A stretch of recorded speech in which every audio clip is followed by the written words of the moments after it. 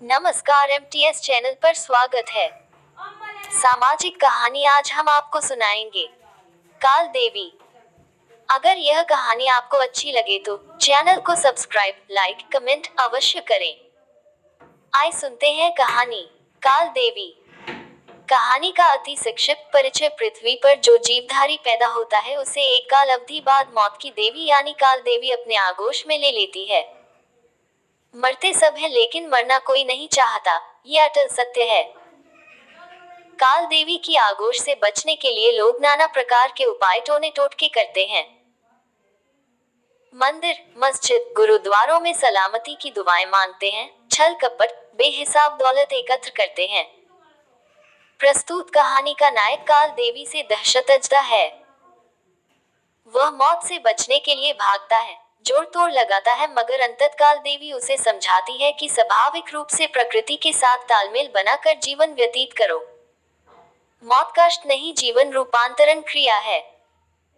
जैसे तुम्हें पैदा होते समय कोई कष्ट नहीं होता, ऐसे ही स्वाभाविक मृत्यु में भी तुम्हें कष्ट नहीं होगा और तुम चीर निद्रा में सो जाओगे।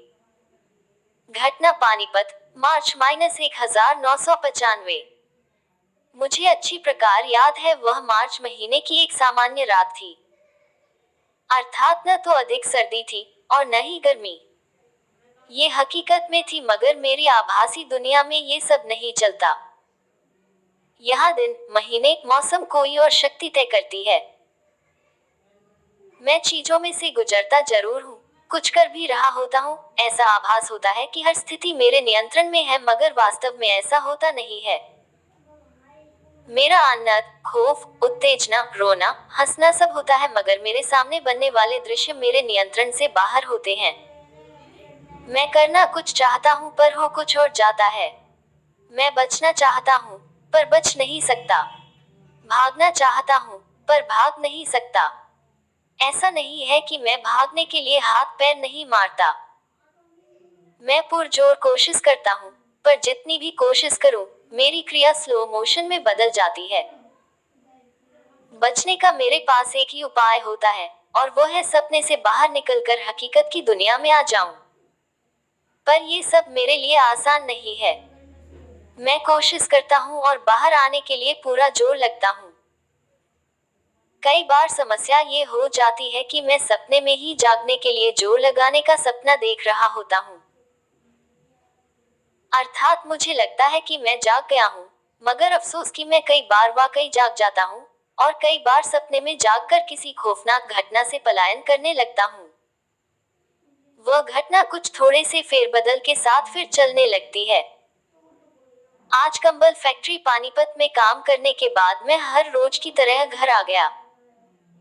रात का भोजन करने के बाद नित्य की तरह पत्नी के पास बेड पर बैठी पर अपना पसंदीदा जुबान संभाल के नाटक देखने लगा। वहां मेरे दोनों बच्चे नेहा और राहुल मेरे पास ही खेल रहे थे। आज दिन भर काम कर मैं बहुत थका हुआ महसूस कर रहा था। शीघ्र ही मुझे नींद आने लगी। पत्नी को कहकर मैं टीवी की आवाज कम करवा अपनी खाट पर आ लेटा। मेरी पत्नी दोनों बच्चों के साथ बेड पर सोती थी और मैं चारपाई पर। लेटने के बाद कुछ देर मैं छत पर लगी लकड़ी की कड़ियों की तरफ देखता रहा, फिर मन ही मन अपनी मशीन पर चढ़े कंबल ताने का हिसाब लगाने लगा कि कितनी बुनाई अभी बाकी है। मेरे ताने के 10 पीस कब तक कटेंगे और फिर पेड़ों की एक बहुत लंबी श्रृंखला है जो ऊपर शिखर तक दिखाई दे रही है। मैं धीरे धीरे चलता हुआ उसकी तरफ बढ़ने लगा। वह एक बहुत ऊंचा काला सा पहाड़ है जिस पर स्याह काली रात में बड़े बड़े पेड़ों के झुरमुट चमक रहे हैं। पश्चिम में सूरज अभी छिपा नहीं है, वो पहाड़ की चोटी के ठीक पीछे है। मेरी तरफ अंधकार है, मगर पहाड़ के पीछे से रोशनी के फव्वारे से फूट रहे हैं। जैसे जैसे सूरज नीचे और नीचे जा रहा है, वैसे वैसे अंधकार भी बढ़ता जा रहा है। पश्चिम में सूरज जैसे ही नीचे आया, काले पहाड़ ने उसे निगल लिया। देखते ही देखते ऊंचे पहाड़ के साए सर्द काली रात के दामन में सिमटकर लुप्त हो गए। गहन निर्वता से डर कर पहाड़ी चिड़िया अपने घोंसले में छिपकर सो गई। अब यहाँ निशाचरों की पदचाप शुरू हो गई थी। वे अपनी खोहों से निकलकर पेट की आग शांत करने के लिए गीजा तलाशने लगे। मैंने इस प्रकार का काला पहाड़ पहली बार देखा था। मैं उसकी तलहटी में खड़ा होकर अभी उसके बारे में कुछ सोच ही रहा था कि मुझे अपने पीछे घोड़े के टापों की आवाज सुनाई दी। घोड़े वाला बिल्कुल मेरे पास आ चुका था। मैंने उसे ध्यान से देखा। वह लगभग 80 साल का लंबा मरियल सा बूढ़ा था। सफेद लंबी दाढ़ी, कमर थोड़ी झुकी हुई। उसने मेरे पिताजी की तरह सर पर पगड़ी बांधी हुई थी। वह मेरे पास आ घोड़े से उतरते ही मुझसे बोला, रुक क्यों गया? जा ऊपर चला जा, तेरी मंजिल वही है। आप कौन हैं? मैं तो बस यहाँ वैसे ही खड़ा हूँ। पहाड़ के ऊपर जाने थोड़े ही आया हूँ। मैं उससे प्रश्न पूछते हुए बोला। हाँ, आजकल के तेरे जैसे बच्चों को बात करने की तमीज ही नहीं है। मैं तेरे बाप के बाप का बाप हूँ। समझा कुछ? अपने बुजुर्गों की तुझे पहचान नहीं है। होगी भी कैसे, उस समय तो तुम यहाँ थे ही नहीं। वह बुजुर्ग कुछ रूखे शब्दों के साथ मुझसे बोला। अच्छा, तो तुम मेरे दादाजी हो। झाड़ झंखार, पेड़ पौधों के अलावा इस उबड़ खाबड़ बदरंग से काले पहाड़ के ऊपर ऐसा क्या है जो मुझे पसंद आएगा? मैंने उससे पूछा। मुझे वह बुजुर्ग बहुत ही रहस्यमयी सा प्रतीत हो रहा था। उसकी परछाई कभी दाएं घूम जाती थी, कभी बाएं, जबकि वह बिल्कुल स्थिर था। नहीं, मैं तेरे उस दादा का भी दादा हूँ। तुम इस चक्कर में मत पड़ो और कान लगाकर ध्यान से मेरी बात सुनो। ऊपर काले पहाड़ की चोटी पर काल देवी का मंदिर है। आज अमावस की काली रात है। मंदिर में आज रात ठीक 12 बजे काल देवी की पूजा करोगे तो तुम्हारे जन्म जन्मांतर के पाप धुल जाएंगे। मरने के बाद तुम प्रेत योनि में नहीं भटकोगे, सीधे स्वर्ग में तेरा निवास होगा। तुम ऊपर चढ़ते जाना, रास्ते में बहुत कठिनाइयां आएंगी। झाड़ झंखार तेरा रास्ता रोकेंगे। चाहे कुछ भी हो, डरना नहीं। पीछे मुड़कर बिल्कुल भी मत देखना। वह बुजुर्ग, जो कि मेरे दादा का भी दादा था, मुंह से बोलता जा रहा था और जमीन पर पड़ती हुई उसकी काली परछाई दोनों हाथों को विभिन्न मुद्राओं में हिलाते हुए मुझे ऊपर चढ़ने का इशारा कर रही थी। मैं भूत प्रेत, देवी देवता, स्वर्ग नर्क में विश्वास नहीं करता। ये कुछ नहीं होते, बस अंधविश्वासियों के विचार मात्र हैं जो कुछ लोगों का पैसा कमाने का धंधा, दाना पानी बने हुए हैं। आप मेरे दादाजी हैं। आप कह रहे हैं तो मैं ऊपर जाकर पूजा कर आता हूँ, इसमें कुछ हर्ज भी नहीं है। मैं दादाजी से बोला। दाना पानी, दाना पानी।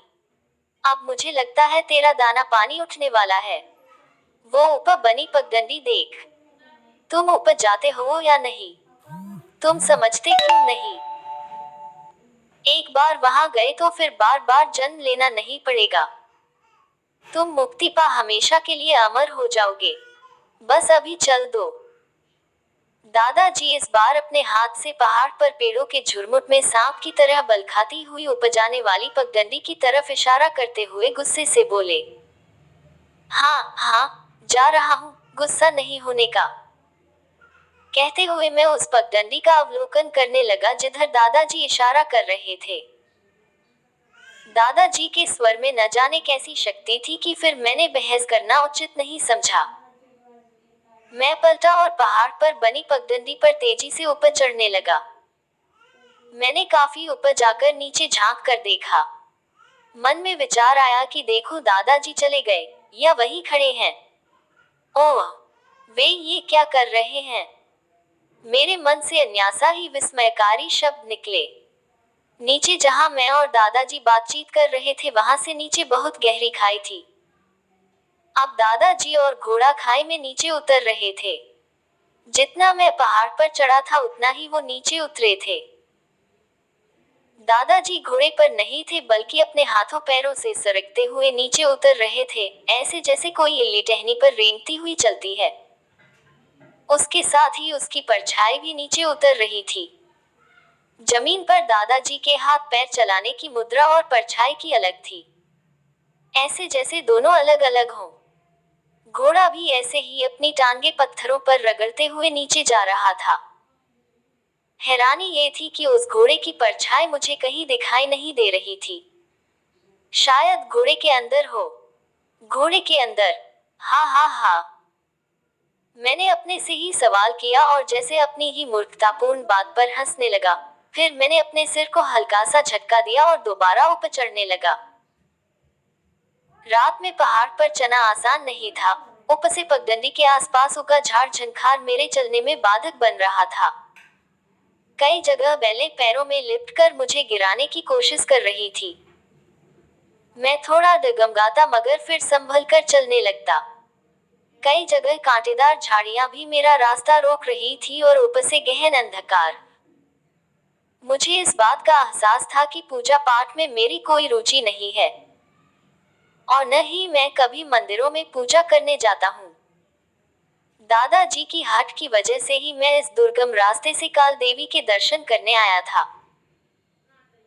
दादाजी ने कहा था कि वर्ष की अंतिम अमावस को अर्धरात्रि काल में काल देवी के दर्शन करने से जन्म जन्मांतर के पाप धुल जाते हैं। काल देवी के दर्शन मात्र से ही व्यक्ति मरने के बाद स्वर्ग में प्रस्थान कर जाता है। मैं तो अगले पिछले किसी जन्म के बारे में नहीं जानता, फिर कैसे पाप, कैसे पुण्य। मैंने तर्क देकर दादाजी को समझाया था पर वो नहीं माने। वो बलात् मुझे मेरे तथाकथित पापों से मुक्ति दिलवाना चाहते थे। आखिरकार मुझे एहसास हुआ कि एक बार काल देवी की पूजा कर ही आता हूँ, इसमें परेशानी भी क्या है। इससे उसका वहम भी दूर हो जाएगा और फिर कभी दादाजी मुझे परेशान नहीं करेंगे। वह एक अनजान पगडंडी थी जिस पर मैं जीवन में पहली बार चल रहा था। दादाजी ने मुझे रास्ते की कठिनाइयों के बारे कुछ हद तक पहले ही अवगत करा दिया था। आखिरकार 2-3 घंटे चलने के बाद मुझे एक रोशनी का बिंदु सा दिखाई देने लगा। वहां ऊपर पहाड़ के शिखर पर गहन अंधकार की कोख में चमकते छोटे से अग्रपुंज से मुझे अपनी मंजिल के निशा मिल ही गए। ज्यों-ज्यों मैं आगे बढ़ता गया अग्रपुंज भी बड़ा और बड़ा होता चला गया।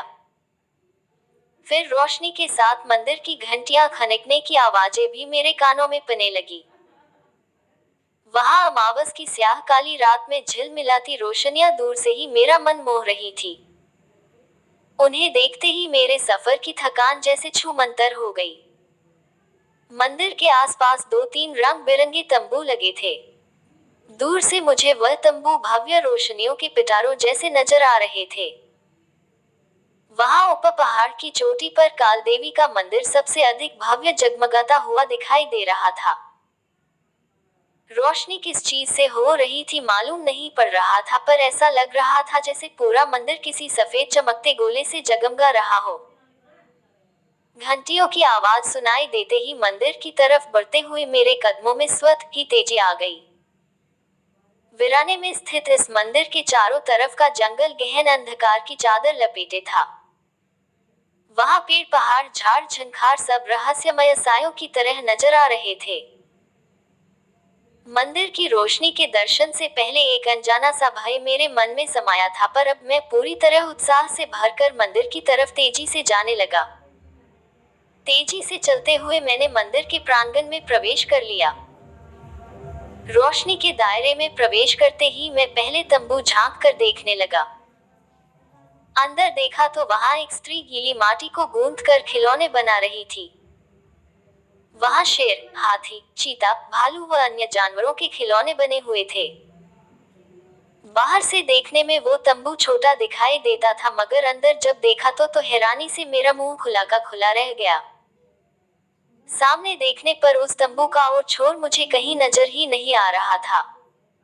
हर जगह खिलौने ही खिलौने थे। वहां पेड़ पौधों तक के खिलौने नजर आ रहे थे। ऐसा लगता था अंदर एक अलग नया संसार है जो अनेक प्रकार के खिलौनों से भरा हुआ है। वहां उसके बनाए अनेक स्त्रियों के खिलौने थे जो अपनी गोदी में बच्चे लिए थी। कोई बच्चे को अपना दूध पिला रही थी तो कोई उसे हाथों से दुलार रही थी। एक खिलौना स्त्री ने छोटे बच्चे की उंगली पकड़ी हुई थी। ऐसा प्रतीत हो रहा था जैसे वह उसे चलना सिखा रही हो। उस स्त्री की शक्ल मुझे कुछ जानी पहचानी लग रही थी। मैंने उसे ध्यान से देखा तो हैरानी से मेरा मुंह खुला का खुला रह गया। ओह! ये तो मेरी माँ जैसी लगती है। लगती क्या, पक्का ये मेरी माँ की मूर्ति है। मेरे मन से आवाज आए पर प्रत्यक्ष में कुछ नहीं बोला। वहां वह खिलौने बनाने वाली स्त्री जैसे मन की भाषा पढ़ना जानती हो। वह उंगली पकड़े बच्चे की तरफ इशारा कर हंसते हुए बोली, और ये तुम हो बेटा? ओह हाँ, ये तो मैं ही हूँ। उस बच्चे को देख मुझे अपना बचपन याद आ गया। बचपन में मेरी ऐसी ही शक्ल सूरत थी। मेरी माँ की मूर्ति आपने कैसे बना दी? क्या आप मेरा माँ को जानती हैं? मैं हैरानी से उससे पूछता हुआ बोला। मैं भी माता हूँ बेटा, तुम्हें ही क्यों, मैं तो सारे जहान को जानती हूँ। तुम्हें मैं ही तो बनाती हूँ। वह स्त्री मेरी तरफ देखकर हंसते हुए बोली। बे माता, मैं समझा नहीं। हम माटी के पुतले नहीं बल्कि हाड़ मांस से बने हैं। तुम नहीं समझोगे बेटा, मैं जीवात्मा देने वाली माता हूँ। तुम्हारी मां तुम्हें जन्म देती है और मैं तुम्हारे अंदर प्राण डाल देती हूँ। मैं उसकी बातें सुन असमंजस की स्थिति में पड़ गया। उसकी बातें मेरी समझ से बाहर थी पर वह माँ की तरह जरूर थी। उसे देखकर मुझे न जाने क्या हो रहा था। दिल कर रहा था कि शामियाने के अंदर जाकर उसकी गोदी में बैठ जाऊं, उसके आंचल में छुपकर सो जाऊं। माँ से लिपटने का एहसास ही मुझे रोमांचित कर रहा था। मेरे रोम रोम में आनंद की तरंगे भर गई थी। मैं कुछ देर वहीं खड़ा उसे निहारता रहा, फिर अगले तंबुओं की तरफ चल दिया। अगले तंबू में गया तो वहां अजीब नजारा था। ये बहुत ही विशाल ऊंचा तंबू था। इसके मध्य में एक गोल शिवलिंग जैसी बहुत ऊंची चिकनी चट्टान थी। कई लोग चारों तरफ से उसकी चोटी पर चढ़ने की जी तोड़ कोशिश कर रहे थे। वे कुछ ऊपर जाते मगर चट्टान चिकनी होने के कारण वापस नीचे आ गिरते। इस कोशिश में वे सर्दी में भी पसीने से लथपथ हो रहे थे। उन्हें देखकर मेरे मुंह से हंसी का ठहाका निकल पड़ा। भाई लोगों, ये क्या मूर्खता कर रहे हो? चिकनी चट्टान पर भी कभी चढ़ा जाता है। मैं जोर से बोला। देख नहीं रहा हम काम कर रहे हैं? काम? हमारे बुजुर्ग भी ऐसे ही काम करते रहे हैं। देखना, एक दिन हम इस पर जरूर चढ़ जाएंगे। अगर हम नहीं चढ़ सके तो हमारे बच्चे जरूर इसकी बुलंदी पर होंगे। उनमें से एक बोला और वापस चट्टान पर चढ़ने की कोशिश करने लगा। जरूर होंगे। मैं उनकी मूर्खता पर हंसता हुआ काल देवी के भवन के अंदर आ गया। मंदिर में एक सीधी खड़ी चट्टान के नीचे खोह नुमा गुफा थी जिसमें सिर की तरह उभरे हुए एक छोटे पत्थर का पुजारियों ने सुंदरता से श्रृंगार किया हुआ था। पत्थर को हीरे, जवाहरात, सोने, चांदी की माला, मुकुट पहनाए गए थे। यहाँ सैकड़ों स्त्री पुरुष एकत्र थे जो माता की भजन आरती पूजा पाठ में मग्न थे। लोग माता की जय जयकार करते हुए लोटपोट हो रहे थे। शायद ये उभरा हुआ पत्थर ही वो काल देवी है दादाजी के कथनानुसार, जिसकी पूजा करने से मेरे जन्म जन्मांतर के पाप धुल जाएंगे। मुझे जन्म मरण के बंधनों से मुक्ति मिल जाएगी। अनमने मन से मैंने उस पत्थर को हाथ जोड़कर नमन किया। लो, हो गई पूजा, धुल गए मेरे जन्म जन्मांतर के पाप। दादाजी की नसीहतों पर मुझे मन ही मन हंसी आ रही थी। पूजा अर्चना कर मैं वापस जाने लगा तो एक पुजारी पीछे चौखाने की तरफ हाथ से इशारा करते हुए बोला, वहां से जाओ बेटा, जहां से आए हो उस रास्ते से वापस नहीं जाया जा सकता। क्यों नहीं जाया जा सकता? जी मैं तो आया कि पुजारी से बहस करूं, मगर कुछ सोचकर मैं मंदिर में पिछली तरफ से बाहर जाने वाले द्वार की तरफ चल दिया। उस मंदिर में आने के लिए सामने से दरवाजा था और बाहर निकलने के लिए पीछे एक छोटा झरोखेनुमा चौखाना बना हुआ था। बाहर निकलने वाले द्वार के बाहर एक गैलरी नुमा विशाल लंबी परछत्ती बनी थी। उस गैलरी के अंदर से होकर ही बाहरी द्वार पार किया जा सकता था। वहां गैलरी में एक लंबा चौड़ा काला बुजुर्ग आदमी हाथ में तलवार लिए खड़ा था। उसने काले कपड़े पहने थे जिन पर फौजियों की तरह चमड़े की बेल्ट लगी थी। जेब के ऊपर कई तमगे से लटक रहे थे जिन पर नर कंकालों के छोटे बड़े चित्र बने थे। वह देखने में ऐसा लगता था जैसे रावण के दरबार का कोई डरावना राक्षस खड़ा हो। आ जाओ, आ जाओ, अंदर आकर लोगों की कतार में लग जाओ, बस अपनी बारी की प्रतीक्षा करो। वह मुझसे इस अंदाज में बोला कि डर से मेरा शरीर थर थर कांपने लगा। अंदर गया तो वहां पर दर्जनों लोग बाहर जाने के लिए कतार लगाए खड़े थे। वे सब काल देवी की जय जयकार करते हुए झूम रहे थे। लाइन में लगी हुई कुछ औरतें तो सर हिला हिला कर पता नहीं कैसा गीत गा रही थी जो मेरी समझ में नहीं आ रहा था। लोगों की लाइन से कुछ आगे बाहर जाने के लिए दरवाजा था जिस पर काले रंग के बेल बुट्टों से नक्काशी की गई थी। यह ऐसा दरवाजा था जैसे किसी मस्जिद का बड़ा गेट होता है। वहां ये देखकर मुझे बेहद आश्चर्य हुआ कि गैलरी में तो भरपूर रोशनी थी मगर उससे बाहर निकलने वाले द्वार से आगे गहन अंधकार छाया था। अंदर की सफेद चमकदार रोशनी खुले हुए द्वार के पार क्यों नहीं जा रही, हैरान होता हुआ मैं बाहर जाने के लिए द्वार की तरफ बढ़ा ही था कि पीछे से काले बुजुर्ग की कर्कश आवाज मेरे कानों से टकराई। मूर्ख प्राणी, तुमने सुना नहीं कि शरीर यहाँ से जाने का कोई जरिया ही नहीं है, कोई बाहर नहीं जा सकता। अभी काल देवी आकर तुम्हें मुक्ति देगी। काल देवी, मुक्ति। मैं अभी उसके शब्दों के अर्थ को समझने की कोशिश ही कर रहा था कि द्वार से बाहर गहन अंधकार में घंटियों की आवाजों के साथ इतनी भयंकर चीखें सुनाई दी कि डर की एक लहर सी मेरे सीने को चीरती चली गई। चीखों के साथ ही ऐसी आवाजें आई जैसे हजारों रूहें एक साथ रुदन कर रही हों। मैं गैलरी के बीच में खड़ा था पर अब वहां से एक छलांग लोगों की कतार में सबसे पीछे इस प्रकार छुपकर खड़ा हो गया जिससे किसी को नजर न आऊं। उस दरवाजे से बाहर अंधकार में अब लाखों जुगनू से चमकने लगे थे जो चमकदार किरणें बिखेरते हुए जल बुझ रहे थे। चंद ही पलों में वहां हाथ में तलवार लिए एक बहुत ही कुरूप डरावनी ऐसी स्त्री प्रकट हुई जिसकी आंखें अंगारों के समान दहक रही थी। उसके रूखे सूखे घने काले बाल इतने लंबे थे कि उनका निचला छोर जमीन को छू रहा था। मैं उसकी तुलना काली माता से करने लगा पर वह उस जैसी कतई नहीं थी। उसका शारीरिक ढांचा ही बहुत अजीब था। ऐसा लगता था जैसे वह केवल देखने भर को ही स्त्री हो, वरना तो वह एक लंबे चढ़े नर कंकाल की तरह थी। जिसका वक्त पूरा हो चुका है उसे यहाँ से बाहर जाने के लिए मुक्ति दिलवाओ यमदूत। आते ही वह उस बुजुर्ग से बोली, शायद इसी कालिए का नाम यमदूत है और यह है असली काल देवी।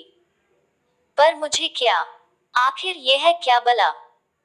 सोचकर मेरा दिमाग कुंद हो रहा था और डर से मेरी गिगी बंधी थी।